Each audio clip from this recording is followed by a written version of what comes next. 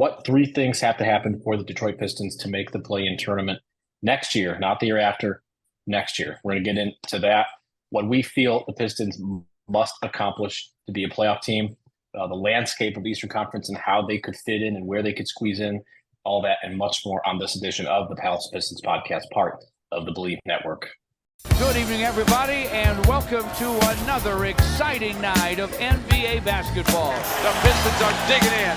They got the depth. They got the big men. They got the better basketball team. No doubt about it. Pistons need a three, and they have just under 3 seconds to do it. Here's Chauncey Billups. Here it is. He's got it. He's got it.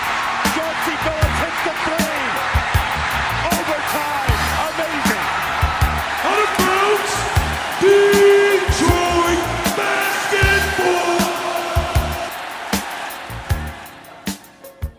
Pistons fans, welcome back to another edition of the Palace of Pistons podcast, part of the Believe Network. I'm your host, Mike Anguilano. Joining me this week is the full casting crew. We haven't had a podcast together in like 2 months, 3 months, it seems. It's Aaron Johnson. It's Aaron Johnson and Jasper Apollonia. Fellas, it's good to be back, have the trio back talking about the Pistons and in the nick of time because it's right around the corner, training camp and the regular season. It's great to see both of you guys together on my computer screen at the same exact time. It feels like it's been forever, and I'm just so happy both of you are here. We are week by week getting closer to the start of the NBA season. Yes, the NFL has started. Thank you to the man above for making that possible, but I am ready for the NBA to be back. But I am, first off, very excited to talk about the upcoming season with you two today. Yeah, it's the off season. Not everybody trains together. We've been doing our own things. I know for me, I've been running in the sand on Miami Beach like Kevin Garnett back in the day. Apparently that was a thing that he used to do, and he'd force other guys to come with him, and then he would just be like, this is the worst thing of all time, which I believe that wholeheartedly. I cannot imagine that ever being a good time, but this is a good time. And it's a great time to talk about our Detroit Pistons. So, fellas, let's do it. We got this crew together. Let's give the people what they want.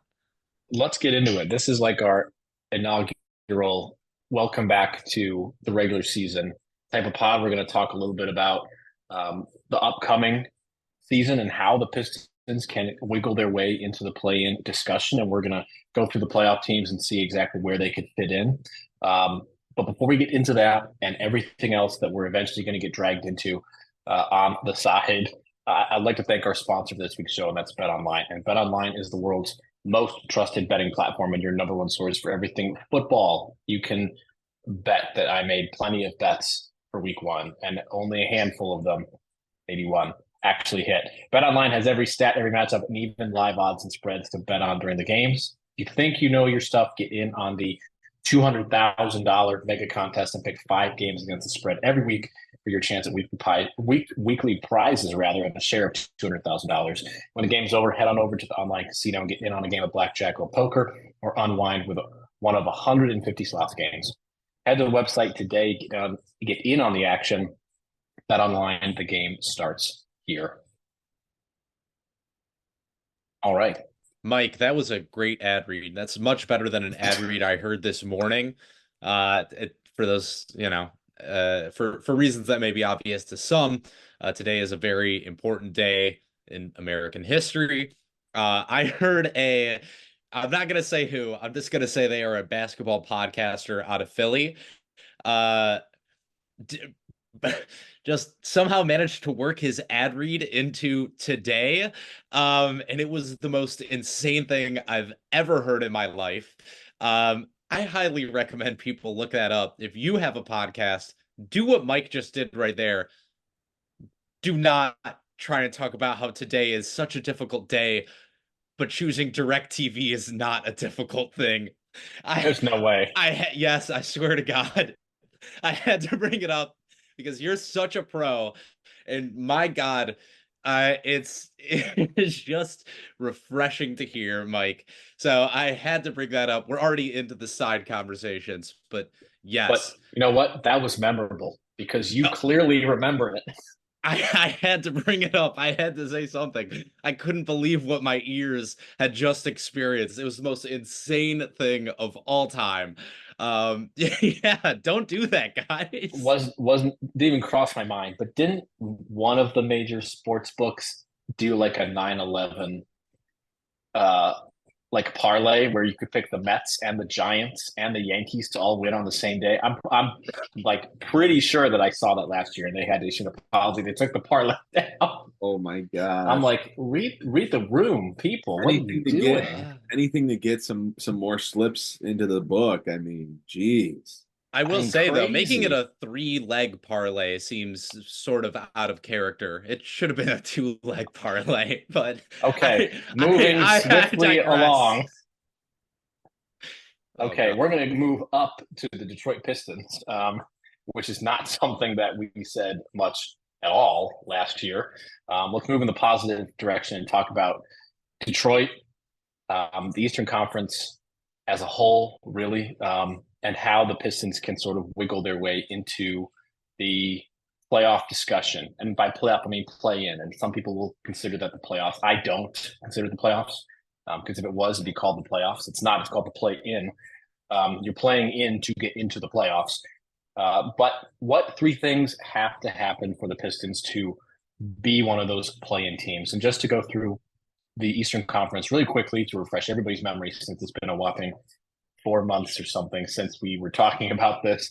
The Celtics obviously were the 1 seed, the Knicks were the 2 seed, Milwaukee, Philadelphia, Miami, Cleveland, Orlando, and the Indiana Pacers. I don't. Is that in the right order? I don't think that's in the right order. No, but it is in it A was order. not in it was not in an exact order. That was just a list of playoff teams from last year. That's just a list. Okay, because I was going to say I don't remember the Cavs playing the Bucks. They may have actually got out of the first round even faster. And then the play-in teams were the the Atlanta Hawks and the Chicago Bulls. Against Chicago's better judgment, they just found their way in the play tournament somehow. And then the non-playoff teams in the East were the Brooklyn Nets, the Toronto Raptors, Washington Wizards, Charlotte Hornets, and the lovely Detroit Pistons. So a lot has changed in the Eastern Conference. I don't necessarily think a whole lot has changed towards the bottom of those play-in teams / play-in teams. Atlanta doesn't have DeJounte Murray. Indiana is basically running it back and expecting Tyrese Halliburton to take a step. The Orlando Magic signed Kentavious Caldwell-Pope. The Cavaliers are running it back almost entirely with a new coach.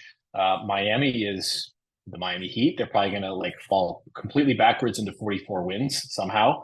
And then the Sixers get Paul George. And that really begins the ascent of the top end teams that we're not even going to really be discussing for the sake of this conversation.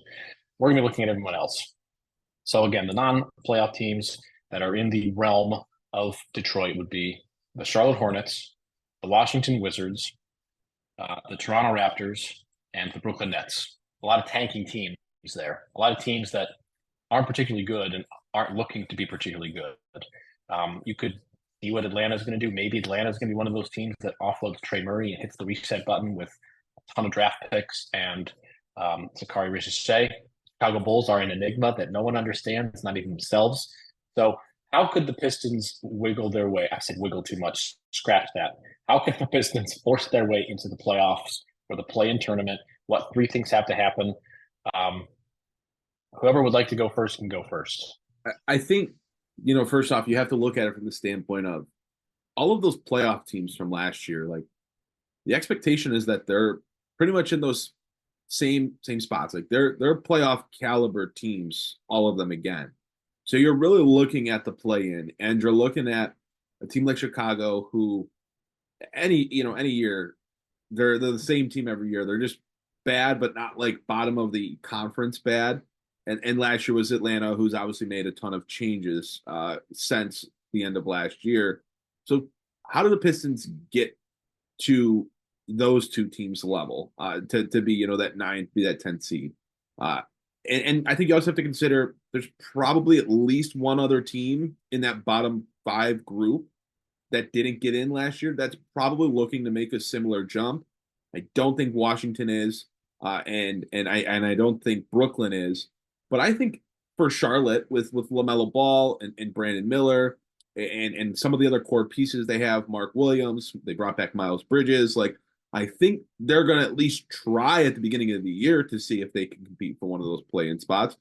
And I think you can make a similar case for the Toronto Raptors, considering how much money they've spent in the past 6 to 8 months committing long-term money to 3 major core pieces in Scotty Barnes, RJ Barrett, and Emmanuel Quickley. So while I do think there's a path for the Pistons to get to the play-in, they're not going to be trying to do it alone. There's a number of teams fighting for, let's say, the 9th and 10th seeds in the Eastern Conference. I will say the first thing that has to happen for the Pistons to make the play-in is something we talked about on last week's show. Cade Cunningham has to make the All-Star team. I don't see a world in which the Pistons make the play-in and Cade Cunningham is not an All-Star. He's not playing at an All-Star level. You look at his numbers from last year, just under 23 points a game, 7.5 assists, 4.5 rebounds, 35.5% from the three-point line. I think we've all talked about, at least at one point in time or another, Cade Cunningham being a 25, 8-5 guy. And can he do that while improving his efficiency, playing better in all moments of the game? He really does a lot of his damage, at least it seemed at times last year, in the middle of the game. Maybe would start off a little slow, end the game a little slow, and leave you wanting a little more. Did a lot of damage in between those starting and ending moments. Like, can he start games strong? Can he close games strong? Can he be the guy? And I think if he is, that's going to significantly help the Pistons towards that goal of making the play-in. There's, a lot of different things that are going to need to happen. Obviously, this team is going to need to be healthy. They can't lose Cade Cunningham. They can't lose Jaylen Duren. They can't lose any of their key pieces for significant stretches throughout the year. But if their top guy isn't playing like a top guy, there's no world where they have a chance of making the play-in game. The Pistons will go as Cade Cunningham goes. And if Cade Cunningham takes that ascension into a top 20, top 25, even top 30 player, maybe he's right on the cusp of making the All-Star team. But I think he needs to make it. And if he's playing at that level, the Pistons will have a much greater chance because they have an alpha that is helping them, leading them to wins. We didn't see that last year. He didn't lead them to wins. Tough to do with the roster that the Pistons had last season, but a better roster around him. Can you catapult with that roster into stardom, make the All-Star team, and lead this team into a potential postseason berth? I think that's the first thing that needs to happen. If Cade's not playing at an All-Star level, I don't see a world where this team's winning enough games to even be near the play-in race. Yeah, I think there's some obvious factors here, right? Like health, luck, and as we've discussed, the teams that were above you last year, which is everybody, not getting better as well. Like I think you're spot on when you say Toronto and Charlotte. Those are the two teams I think you have to worry about the most. I think less so with Chicago, Atlanta. I think they're going to take a step back this year. But that's totally correct. You have two other teams that are going to try and take a little bit of a leap into that play-in situation. And frankly, they're in a better spot than you are at this point in time. Just looking on their win-loss records for last year, their health situations, I think that there's a lot of upside for those teams that doesn't exist for you in that way. But for me, when I look at what the Pistons need to do in order to put themselves into that discussion, there has to be the luck. There has to be the health. I think you need to look at the players that you've brought in playing up to the standard that they played at in order for you to bring them in. That means Malik Beasley not falling off a cliff in terms of his shooting. That means Tobias Harris still being able to be a second, third option offensively, being able to provide you with that stability. Having the leadership aspect that we've talked about for so long actually take place. And that kind of goes into what I want to talk about, which is the Pistons in the clutch. And I know a lot of people are going to say the Pistons played in the clutch last year. Not every single game was a blowout. Believe it or not, folks, it's true. The Pistons played 35 games in clutch time situations last year. And for those that don't know, a clutch situation is when within the last 5 minutes of the game, the score is within 5 points or less. So the Pistons actually played into the end of fourth quarters in some tight situations 35 times last year. That's a good amount. They went 8-27 in those games. And I'm sure I'm not blowing anybody's mind when I say that was the worst mark in the entire NBA. No team was worse than the Detroit Pistons in the clutch. I think that if they want to make a leap into that play-in contention, you need to just stabilize that. And I mean, even when you just like look at a middle of the pack team, let's say the Indiana Pacers. The Indiana Pacers last year played 37 games in the clutch. They went 18-19. They were the 17th best clutch team in the NBA last year. That's not incredible. I'm not saying you have to win, but if you can get somewhere closer to 500, if you can go 17-18 in those situations, you've just added 9 wins onto your total. You're at 23 wins now, and you're looking at a team that with improvement, like you said, Aaron, from Cade Cunningham, with a revitalized veteran core around him, and with internal improvement, one that can win games outside of clutch situations as well. So I think if you can just get somewhere closer to 500 in those clutch time situations, you're putting yourself in a much, much better situation to be competitive throughout the entirety of the season. How do you fix that clutch time issue? For me, the solution is actually not all that difficult. The Pistons were absolutely atrocious when it came to their clutch time offense and clutch time defense. They allowed, and this is mind-blowing, a 62% free throw rate by their opposition in the clutch. That means that 2/3 of every shot the opposing team took, they got fouled on. They went to the line for. The Pistons were under 30%.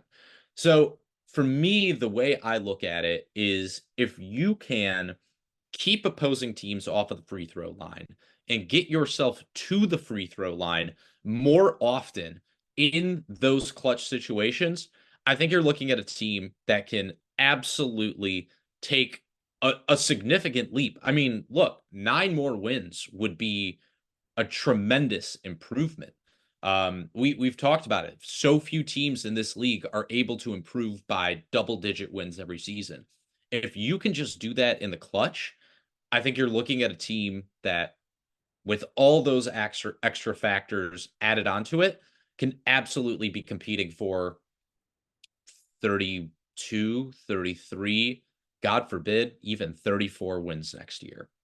I think something that plays a factor in that too is just like the offseason that Trajan Langdon's had as the general manager, bringing in adults in the room that you're comfortable putting on the floor late in games. Like, yeah, the Pistons could have some adults on the floor last year down the stretch of contests, but it was like Evan Fournier, it was Troy Brown. It's these guys aren't functional NBA players at this point in their career. Now you're talking about not NBA players now, right? So now you're talking about the likes of Malik Beasley. You're talking about the likes of Tobias Harris. You know, this wasn't a Langdon, acquisition, but he re-signed him. You're talking about someone like Simone Fontecchio now. Like, you have so many more NBA quality guys, older guys. You know, obviously Fontecchio's only like going into his 3rd NBA season, but has years of EuroLeague experience behind him. Harris, a long-term veteran. Tim Hardaway Jr., a long-term veteran. Malik Beasley, a long-term veteran. They've played on playoff teams. They've had playoff runs. They know what it takes to win. They're not going to, curl up in game 45 in the fourth quarter, against the Orlando Magic. Like, they're going to be able to play in those situations. The moment's not going to be too big for them. They're going to be able to make plays and help calm down and help the young guys grow in those moments. The guys that you want to be able to see closing out games for you as you build out the core and turn this core into a winning team. Cade Cunningham, Jaylen Duren, Sar Thompson, like those guys putting the onus on them to win all those games last year with a terrible coach that, wasn't running any sort of system that was going to cultivate a winning team. Like, it was never going to happen. But you spent the offseason bringing in these adults in the room. that aren't going to get handsy late in the game and commit those silly, dumb fouls that didn't need to happen. They're just going to play straight up defense. They're going to know, hey, I've got to crash. I've got to call out screens, whatever. That's going to help more than I think can really even be articulated. Like, even if the Pistons don't make a 15 to 20 win jump, which I think is pretty unrealistic just in terms of how it's gone historically in the NBA, teams don't make those types of leaps. You're going to see just much more of an NBA team this upcoming season, and that's because they've put a real emphasis on bringing in NBA quality adults into the room. And I think you'll definitely see that play a factor late in games, which will help the Pistons try to at least get somewhat close to being a playing caliber team. Yeah, I really think the veteran presence is going to be a big factor in that clutch time performance. And look, last year the Pistons had an offensive rating of 91.7 in the clutch. Suffice to say, not very good. And having those guys out there, and look, they had some veterans. They had Bojan Bogdanovic. They had Alec Burks. But when Bojan Bogdanovic and Alec Burks were out there, they weren't looking to create a cohesive offense. They were working to hunt their own shots. And when you look at the guys that were brought in, I think you can make an argument either way when it comes to Tim Hardaway Jr., because he does have a little bit of that hero ball tendency in him. But the other players that are there, like you said, Fontecchio, Beasley, Tobias Harris, those are guys that are going to be trying to make the right play, not just hunting for their own shots. And just being able to do that, to not commit those silly, stupid fouls, I think can play huge dividends for the Pistons this season when they do get into those clutch moments. I just think that it's a huge thing, but at the same time, it's not so difficult to improve. The things that you need to work on are readily apparent. And from my perspective, you've brought in the pieces this offseason to remedy that situation. So just to talk about clutch real fast, not the agency. Just to talk about a clutch factor, as you were talking about it, I was brought back to JB and his inability to manufacture plays after a timeout. And I thought there must be some data on this. And there is, in fact, data from Basketball Insiders on JB, or rather the Cavaliers last year after a timeout. Good roster, obviously, plenty of shooters, particularly in the backcourt. One would imagine that they have this figured out. The Cavaliers were dead last in points per after timeout possession. They were just a hair behind the San Antonio Spurs, who had Victor Wembanyama and stuff for the most part. So that was an ongoing issue with JB, is they felt unprepared after timeout. Now, not every after timeout possession is clutch, but a lot of times clutch possessions are coming after timeouts. But it's sort of something to monitor, I guess, to use a Detroit beat writer term.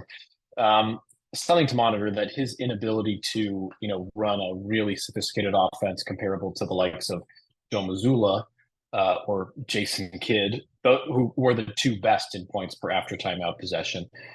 The Clippers were third, the Bucks were fourth in this study, which was as of February of this year.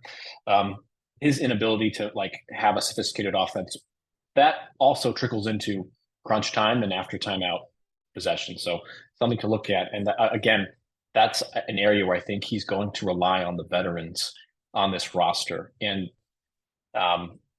Cade as well, if you want to lump him in there. He's going to be relying on those guys, the vets and Cade, really to be taking the brunt of that work in crunch time. And it goes to Aaron's other point of, you need the veterans to play really well. If this team is going to make the play-in, you need to have Malik Beasley not be hot garbage. You need Tim Hardaway Jr. to not be playing hero ball, like you said, the reason he was benched for all of the finals. You're going to need Tobias Harris to be the adult in the room and stand up and maybe take a shot. There were so few guys able to take a shot on the roster last year, like we've alluded to, that it was Cade or it was basically nobody. It was Bogdanovic. And, Bogdanovic started to look a little Dirk Nowitzki zombie towards the end, where the movement was just no longer there. or they call him the Big Mummy. There were just remnants of that. So all important stuff. But I've said this before. I said it on the solo JB pod talking about the coaching. His offensive game is not particularly polished. It's not super sophisticated defensively. The Cavaliers went from one of the worst in the league to a top 5 unit for several years in a row. And I think that does have some legs because he did that with a unit that was not really highly regarded as a top end defensive team. He kind of turned schemes and things into a really good unit. But after timeout, I just have vivid memories of wondering, why is Max Strus taking a 3 from 36 feet out? What is happening? And hopefully that doesn't rear its head in Detroit, but his personnel will be a lot different than what he has in Detroit as opposed to what he had with the Cavaliers. I will say one point I will defend JB Bickerstaff on in regards to what I think are definitely valid concerns on your part, Mike. The Cavaliers last year in clutch situations had a defensive rating of 111.5. The Detroit Pistons had a defensive rating of 128.3. And like we've said on this podcast many times, one thing JB Bickerstaff is going to hammer home with this team is the importance of playing good defense. So yes, while I agree, I think the after timeout situation is not great when it comes to that aspect of his coaching. I think if you can just get a team that is able to play any sort of defense in the clutch, I think that in many ways helps you a lot. And let's be real, it's not like Monty Williams was drawing up some incredible plays in clutch time last year. It was, hey, here's the ball, Boyan. Hey, here's the ball, Burks. Hey, here's the ball, Cade. Go do whatever. And so I think even if you just get some marginal improvement offensively, I think with JV's skill set as a defensive coach, I think you could see potentially a bigger leap on the defensive side of the ball as well. And Mike, I think you would say that it probably comes down to perhaps one key player, yeah? Segue master after all this time. It's like coming back from a long layoff and just being able to swing right back into things. That one player would be Jaylen Duren. And that's my pick for who needs to really step up for the Pistons to attempt to get into the play-in, is that Jaylen Duren needs to be more like a Jared Allen and less like defensive lapsy Bam Adebayo. I mean, the clip of him going around with just horrible defensive IQ made its rounds on social media. I'm sure we all saw it. That can't happen. I don't necessarily think it will happen. And the reason is because of Jared Allen. The Cavaliers traded for Jared Allen in a wonderful trade that cost them essentially nothing, and they just kind of got him. He became the anchor for what was the best defense for a stretch, not last season, the year before, when they had the number one defense for most of the second half of the season. And a good comparison, even last year, Jared Allen was even better last year than he was the year before. Better last year than probably in his all-star season. And the reason for that is he was as stout of a defender as you could possibly get, especially his price point. And he was a very efficient offensive player. He's one of the most efficient centers in the league. But one particular lineup last year that I think is reminiscent to what the Pistons could be rolling out based on some things that we've heard about potentially Asar Thompson being at the 2 and Jaden Ivey coming off the bench. Last year, with Mobley and Darius Garland out with their various injuries, they had a lineup of Donovan Mitchell, Max Strus, Isaac Okoro, or rather Okoro, Max Strus, Dean Wade, and Jared Allen. Not a particularly good lineup on paper. I mean, it looks like 2 all-star caliber players and bench and role players. That lineup in just about 500 possessions was a plus 20.7 and had a differential in the 89th percentile. Quite good. Defensively, it was in the 86th percentile. That lineup allowed 103 points per 100 possessions. Very good. And the reason for that is because Jared Allen was an excellent protector in the paint and also had the two-way ability to go out and defend the perimeter if needed. Isaac Okoro, I've compared him to Asar Thompson a lot, and that's unfair to Asar in a lot of respect, but they are both athletic, defensive first guys that are having trouble with a jump shot. Obviously, Asar Thompson's ceiling is much higher. Not saying that it's not. I'm just saying, as of the time of this podcast, they have a lot of similarities, and JB has experience trying to work in a guy who has trouble with the jump shot but is defensive first and athletic into situations where he can be effective.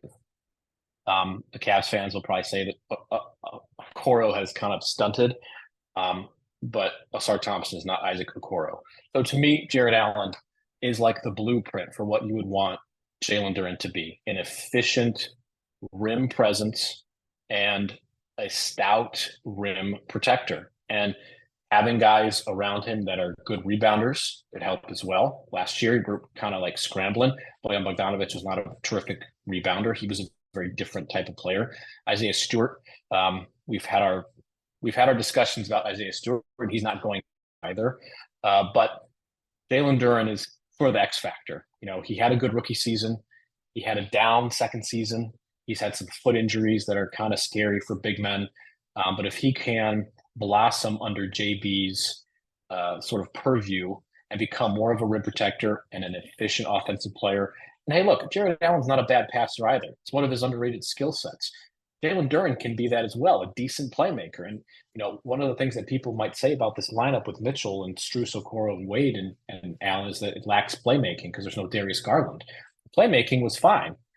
That wasn't the issue because Jared Allen was able to facilitate a little bit from the elbow, something we've talked about with Jaylen Duren as well. So to me, it's Jaylen Duren getting the Jared Allen treatment and becoming a big that, is a little bit more multi-tooled, but at the same time, it hones in on the things that you expect out of a modern center right now. Bam Adebayo is like the prototype for a modern NBA center. We need Jaylen Duren to be some of that, but Jared Allen's a pretty darn good center too. That's a good blueprint. I hope that JB's able to bring that to Jaylen Duren and he's able to sort of reciprocate that and become what they need him to be. I think that's a really good way to put it, Mike. Talking about the Pistons making the play and having a chance to make the play and what needs to go right. We could have just done 40 minutes on this team learning how to play functional NBA level defense after what we saw, last season under Monty Williams. And that goes back to the years before that with Dwayne Casey. The Pistons have, every year you hear the same things at the start of the season and in the offseason when players and execs and coaches get interviewed, like, we want to play bad boy basketball. We want to be built on defense, the gritty, the toughness. You're not scoring on us. You're not getting down low on us, yada, yada, yada. But for 5-6 years, they've been a bottom defense in the league year in and year out. And so for the Pistons to ever get back to talking playoffs, it's going to have to start on the defensive side of the court for them. And most defenses start with the man in the middle, the anchor of the defense. And for Detroit, that's Jaylen Duren. So, yeah, I think that's huge for Detroit. Can JB Bickerstaff unlock the potential defensive abilities of Jaylen Duren, a guy that should be a very impactful interior defender at 6'11" and a good 250, 60 pounds. Like, we're talking about a guy that has the makeup of what should be a very, very good rim protector and defensive anchor, and just did not show that last year. So yes, it's not all on him. Like, yes, the others have to play good defense. Detroit's perimeter defense has been abysmal for the past few years, just as much as the rim protection has been an issue. The perimeter defense has to be better, but Jaylen Duren is going to be the foundation of that defense. Whoever the starting center is going to be the foundation of that defense. And it's Jaylen Duren right now. And at 20, 21 years old, whatever he is, there's still a lot of time to get him to figure out how to impact the game defensively. For him to be the best version of himself long term, he needs to be unlocked defensively. And you have to hope that this new coaching staff that has experience playing two big systems and building a strong defense built on a anchor defensive center you have to hope that they can figure some things out with Jaylen Duren in that regard, because I think that's a really, really important piece to the Pistons, not just this upcoming season, but in the future. If they're ever to get back to the playoffs, it's going to have to start on figuring out how to not be a bottom 5 defensive team. I have a bit of a two-part question for you guys, because I think we all agree with you, Aaron. Like, Cade Cunningham has to be an all-star level player. My question is, A, do the Pistons need to have a second all-star level player? I'm not saying they have to have 2 all-stars. I'm saying they need to have at least one other guy who's a legitimate candidate for another all-star spot. And if so, does that player have to be Jaylen Duren? Well, next year, I don't know who else it could even be. Like, I think in the future, could it be Asar Thompson? Could it be Jaden Ivey? I don't know. I don't think Jaylen Duren's going to make the All-Star team next year. I think that's incredibly lofty expectations considering where he was at the end of last season. And considering the East as well, like the centers you have. Right. Correct. I think if you had to make the case for anyone else, you could at least build the case for Jaylen Duren. And shoot, if he is as good of a prospect and as important of a franchise cornerstone piece as he's being touted to be, like, yeah, you would hope he's at least at some point in his career in those considerations. They may not happen next year, but down the line, at least, you'd like to be saying, hey, Jaylen Duren is playing at an all-star level. Like, can he get to a couple all-star games like Jared Allen has? You know, like, I think that's doable for him. It should be doable for him. I don't think, it's impossible. And if he's doing that, I think that the Pistons are probably in a really good spot.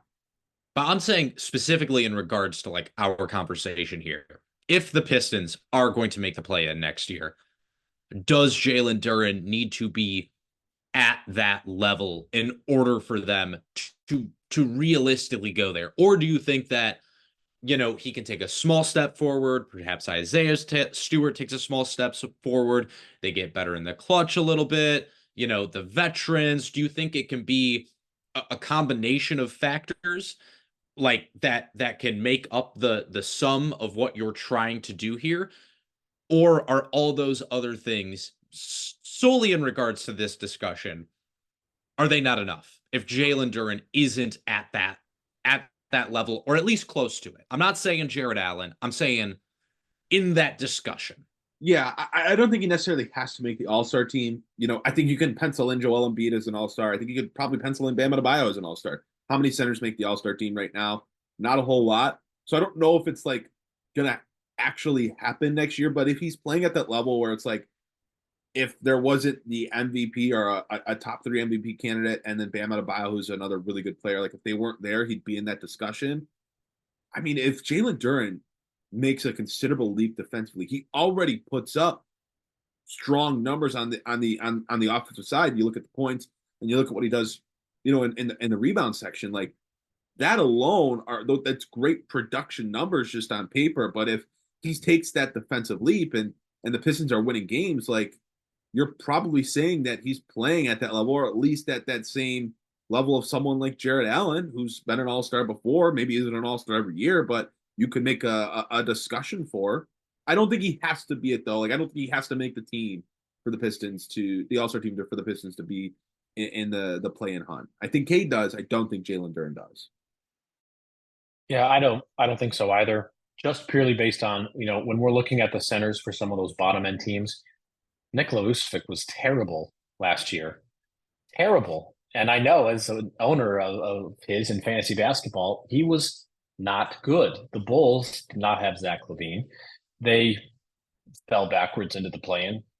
So if you're looking at centers at that range-ish, I mean, I don't think you need all-star caliber Jaylen Duren. You need Jaylen Duren takes a leap, but not all-star level leap. He does need to be much more consistent on the defensive end. And I think in terms of efficiency, he already has kind of the make of being able to be that kind of player that we're talking about, and having some guys around him.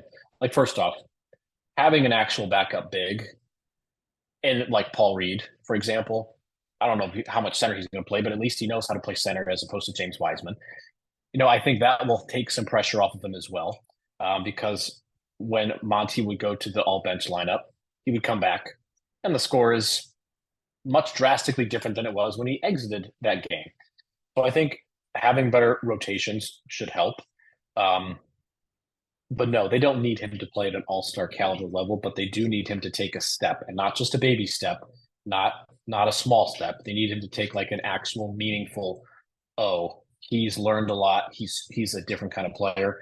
We can see it on the court, not just in the box score. Box scores are very deceiving. He puts up Dennis Rodman level rebounding numbers one night, and you're like, oh my gosh. But so did Andre Drummond. There's a difference between having a good box score and being a really impactful player. I think he can do that, and the personnel around him will make it a lot easier. It doesn't have to equate to all-star level, though, to me. Well, hey, Andre Drummond in his prime held down league average defenses, baby. And honestly, like, I know that sounds like a joke, but like, would be a huge Jaylen Duren. Yeah, Jaylen good improvement. Jaylen Duren being able to be the big man in a league average defense would be gigantic for this team. The league sees Jaylen Duren as a big time future player. Like, this is a guy that's been invited to Team USA camp twice. This is a guy that, you look across the league and you look at how other players talk about him. Your favorite Philly podcast host, Paul George, talked major game about Jaylen Duren. Kevin Durant's talked about Jaylen Duren. Like, Jaylen Duren across the league is held in a really high regard. And if he's going to reach the ceiling and reach this potential that it seemingly everyone else thinks he has, like, it is going to start with him becoming that interior beast that he should be at his size and with his athleticism. I think for me, there has to be, he doesn't have to be the defensive player of the year, but I think he needs to become at least an effective an interior and perimeter defender as someone like Isaiah Stewart. Like, he's got to be an Isaiah Stewart level defender, in my opinion, next year, for them really to take that leap we are looking forward to. And like, I don't think that that's outside of the realm of possibility, but I do think it is a bigger leap than some people think it is, to be honest with you. Well, let me put it this way, because I pulled up his cleaning the glass stats. Of course, everyone should take this with a grain of salt. On-off stats are not always indicative of success from a singular player. It's more of a team effort. But with Jaylen Duren on the floor, Detroit's defense was the 74th percentile. So they averaged 2.6 points. Or I'm sorry, they had a minus 2.6 points per 100 possessions allowed with him on the court versus off. So the defense was essentially 2.6 better with him on the court versus off, as opposed to what it was his rookie year, which was a flat 0. He was like dead even in the 50th percentile. The offense was better with him on the floor too, but I think having JB and his defensive mindset, having experience coaching Jared Allen and Evan Mobley as well, who already had the intangibles of being a really good defender, a really good rim protector, having that ability to work with young bigs like he has, bringing that to Duren should help, coupled with the personnel that should be better around him defensively. I think he's primed for a jump. I mean, the numbers are trending in the right direction if you look at some of the advanced stats. But I know, I see it. I see it. There needs to be something more significant happening. He doesn't always pass the eye test, and we don't talk about the eye test a lot on this podcast. But he doesn't always pass the eye test. He gets lost. He gets into space and is just in no man's land far too often. And hopefully that's something that JB is able to sort of work with him on, because if he's unable to do those things, we're going to be talking about what to do at center next off season. Mike, you talk about the noise. I think I can tell you exactly what the noise there is. He played a lot of his minutes next to Isaiah Stewart, and the backup centers were James Wiseman and Marvin Bagley. And I think that you can look at it and be like, oh, well, that's an improvement. I don't think that was really the case at all. I think the fact of the matter was the guys behind him were arguably two of the very worst defensive centers in the entire NBA. And the fact that they were only 2.6 worst defense points per 100 possessions worse with him off the floor and those guys on, I think that actually speaks to how poor he was defensively last year. That throwing out James Wiseman on the floor in replacement of him was sure significant, but not nearly as significant as I think you would hope it to be. And hopefully, staggering those minutes with him and Isaiah Stewart will help a little bit there. Paul Reed, yes, in play. I think that their, power forward defensive versatility has also improved this offseason. Now you can throw out Fontecchio, who's a smart defender. I still think Tobias Harris is fine at that end of the floor. Not incredible, but he's good enough as a team defender for you to do that. Yeah, exactly. Like I actually am a little kind of higher on Simone Fontecchio. I just love his basketball IQ in those passing lanes, but I digress. He's Italian, we get it. I know.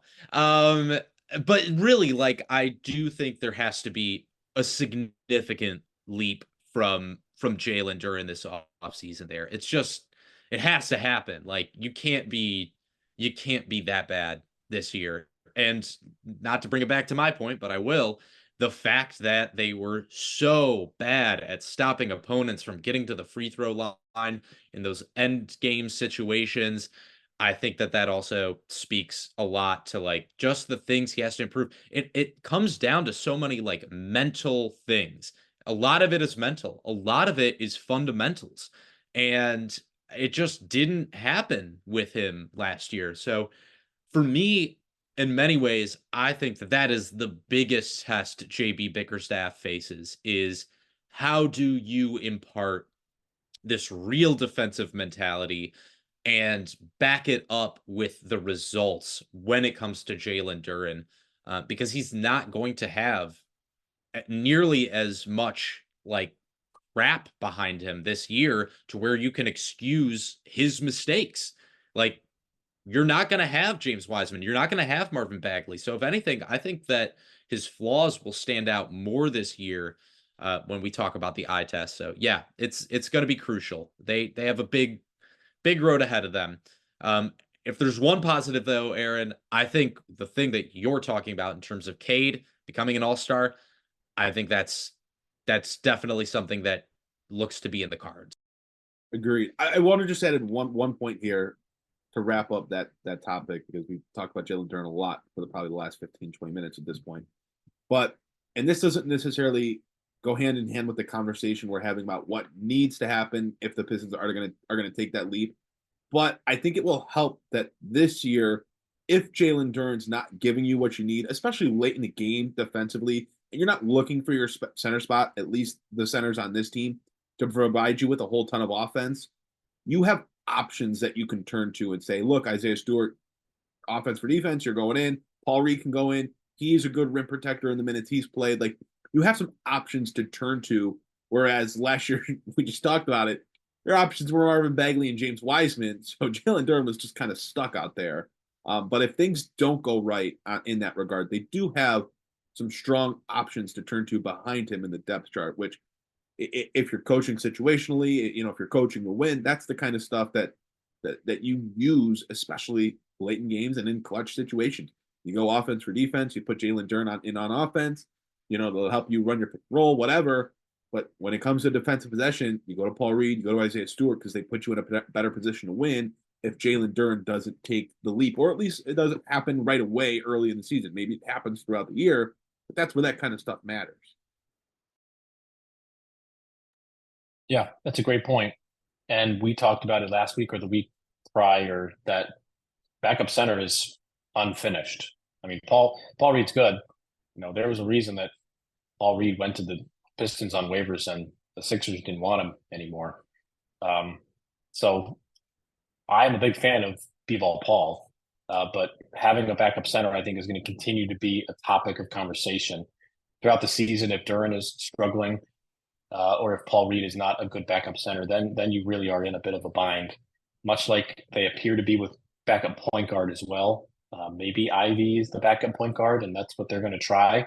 Maybe it's something else. Maybe it's Marcus Sasser. Maybe it's Markel Fultz, or they go off the beaten path and get somebody else. But center is definitely my question mark position heading into the season, just because we don't know what we're going to get out of Duren. We hope he takes this leap that we've talked about, but if he doesn't, and Reed is not as effective as he was in Philadelphia, which is possible since that roster is better, then we're staring at another black hole in the lineup that's going to have to be sewed up at some point throughout the season or in the offseason next year. Yeah, I think if I can sum up our discussion, a lot of things need to go right for the Pistons to make the play-in this year. I think we can all agree on that point at the very least. There's some big leaps that need to be made here. There definitely are. Right. There's a lot that has to happen, but I will say, I don't see the narrative like, hey, they can be a 6 seed, they can make the playoffs. I do see a world where they make the play-in as the 9th or 10th seed. Like, I think that's in play. I think when you look at the bottom 5 to 7 teams in the Eastern Conference, like, if things do go right for them, there's a world where the Pistons find themselves in that position, and maybe then they shock the world and win in the play-in tournament and get into the playoffs. But like, I could see it, and so I think it's worth having that discussion. And I'm curious what everyone else thinks. Like, what other storylines, what other things have to happen that we didn't talk about today that you feel would contribute to making the Pistons a play-in level team? Like, definitely make sure you're telling us, you're tweeting us, you're commenting, and let us know what you think. Look at that, the man of the people. Always, always. We didn't talk about Jane Ivey at all. That is just as big of a question mark in people's minds as it's probably Duren. So there's a lot of things that do have to go right. Last question before we end this podcast: would you be disappointed if by March 1st, no, by the deadline, if Detroit isn't in consideration for the play-in tournament? Is that a failure of the season to you? If they're not in consideration, I would probably say they didn't take a big enough step that they should have. Like, I don't think the 9th or 10th seed is going to require that many wins this year in the East. So I think they should be in that ballpark. And if they're not, that means they're then probably selling later that week on guys like Malik Beasley, Tim Hardaway Jr., and those veterans that they ended up bringing in that, should be helping them get to that point where they're at least in the discussion of making the play-in. If they're sitting there at 14, 15 again, especially with the teams, like Washington and Brooklyn in the Eastern Conference, like, that's a problem because you got better this offseason and you kept your core pieces intact. Like, there should be an expectation to be better. Again, don't have to make the playoffs, but you can't be a bottom feeder again. Yeah. I mean, I look at last year. Shoot, the Toronto Raptors still had the faintest of whiffs of making the play-in when the trade deadline rolled around, and they finished with 25 wins last year. So for me, yeah, I think I am kind of in the same boat as you there, Aaron. Do they need to make the play-in for this upcoming season to be a success? Absolutely not. I mean, they could win 28 games, and in my mind, this would be a resounding improvement. I mean, they double their win total. That just does not happen very often in the NBA, period, especially when you're that bad. So I would say it would be a disappointment, though, if they're not even in any sort of, like breathing room. If I'm not breathing, what's the word I'm looking for? Shooting distance. What the hell? If they're not a stone's throw away. Thank you. Striking distance. My God.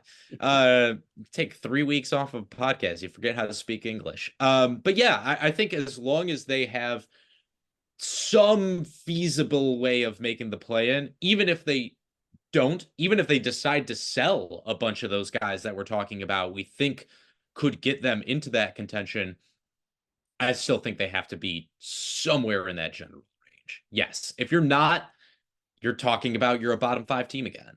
You know what I mean? Yep. That's where you're at.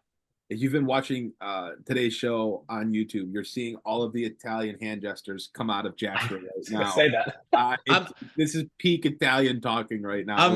I'm going to Italy next Wednesday, full disclosure, and I've been practicing a little bit. So I got these, I got this, I got one of those. So yeah, Duolingo, it's really helping. That's not an ad, by the way. No, they're not sponsored, but they should definitely sponsor us. Hit us up if interested, Duolingo. Yes, I was in Italy last year at this time, and I remember because you were doing this.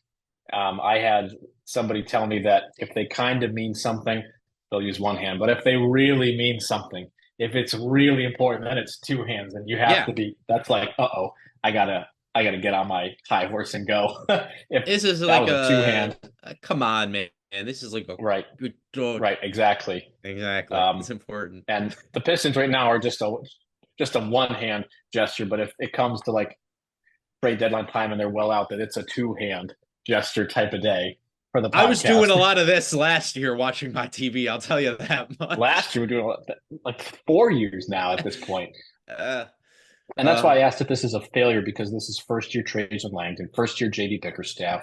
It seems like the rudder is pointed in at least the right direction. So it's hard. You guys are right. It's probably not a failure if they don't make the play in. If they double their win total, great, massive improvement. If they're out of consideration by the deadline and we're just talking about selling off pieces in January, December, then that'll be pretty disappointing to me. But I think they were probably already going to be a team getting calls about Malik Beasley and Tim Hardaway by playoff teams anyway. It's just, can you give us a little spark of hope later into the season as opposed to we're out of it by November 14th when Monty is, trying to figure out how to get out of this situation he's got himself in. But yeah, probably not a failure if they're not in the play-in, unless they blow a 6-game lead or something outrageous or whatnot. But even then, okay, I just wanted to see. Anything else before we wrap? Oh, I'm sorry. You go ahead. No, sorry. I was going to say we are going to wrap up, but I will say this too. I think that there's also, unlike last year, if you do sell off a couple of those guys, if you do move Malik Beasley, if you do move Tim Hardaway Jr., unlike last year, there's actually players on your roster already that can step into those roles and give you something there to where you're not throwing out Evan Fournier, to where you're not throwing out guys who are going to be out of the league the next year. There's at least something more to watch, I think, if you do trade some of those guys at the deadline. So I think, like you said, at least they're heading away from shore right now. Like, they still might clip a rock or two on the way, but they're going out to sea instead of going up on the sand like a beached whale. So I think that, if anything, is an added factor when we do talk about that season-long success. Even if they do sell guys, even if they are, barely scraping into that play-in contention, I think they can close out the season in a much more positive manner than they did last year. Agreed. That's a good way to end it. That's a good way to finish up. Some positive notes. God, we've had some positive things to talk about. This is so awesome. This is like such rarefied territory. Guys, anything else before we wrap up this edition of the Palace of Pistons podcast? No, I will take over the plug section here at the end, as I tend to. Wherever you're watching, wherever you're listening, give us a like, give us a follow, subscribe, leave us a rating, a 5-star review, like we're the Michelin restaurant you want to go to this weekend. Help us out. It greatly supports us, and we really appreciate it. But let us know what you think about what we talked about today. What needs to happen for the Pistons to be a play-in team? We want to know what you have to think. Tell us in the comments below. But hey, everyone, we're getting closer to basketball season. Super excited that we are inching closer towards it, and excited to continue to bring you the podcast each week as we get towards the start of the season.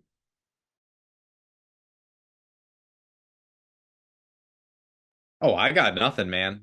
You got nothing. I got nothing for you. Dead air. Yeah, sorry about that. I thought You had us all wrapped up But here, Mike. I thought Mike, take us you know home. what? You didn't have the segue. I didn't give you the segue. It's my fault. Mea culpa. I had no assist. Have to readjust the chemistry with everyone back in the fold now. That's all right. ISO ball, Mike. Go cook, baby. All right, I'm gonna go cook. Really, all of us did our own cooking throughout the show. A very good podcast. You know, we are at the end of stretching content into 1 hour. We're about to have content to talk about pretty consistently. Training camp's right around the corner. Preseason's right around the corner, and then the regular season will be here before we know it. And we hope that you'll be joining us as we talk about the Pistons gearing up for what should be the most. Is it the most anticipated season in like since Cade's rookie year? Maybe. I mean, there's a lot more hype, I feel like, around the team. There's a direction. There's a plan in place. There's some fresh blood. There's a lot to like, and we hope that you'll be with us as we get set to cover the Pistons 2024-2025 season. I'm bookmarking this episode as the official beginning of us talking about preview content, because next up is positional previews. Next up is player previews, and we've got that coming in podcast form. We've got that coming in written form as well. So like Aaron said, make sure that you are subscribed to us on Substack so you get that right to your inbox as soon as it is pushed out. And the support really does mean a lot. I know that, sometimes it's hard to click a like button after 8 seconds, but I promise you that 8 seconds is going to be worth it. So for my co-hosts, Aaron Johnson and Jasper Apollonia, I am Mike Anguilano. Thank you so much for joining us on this week's edition of the Palace of Pistons Podcast, part of the Believe Network, and we will see you all next time.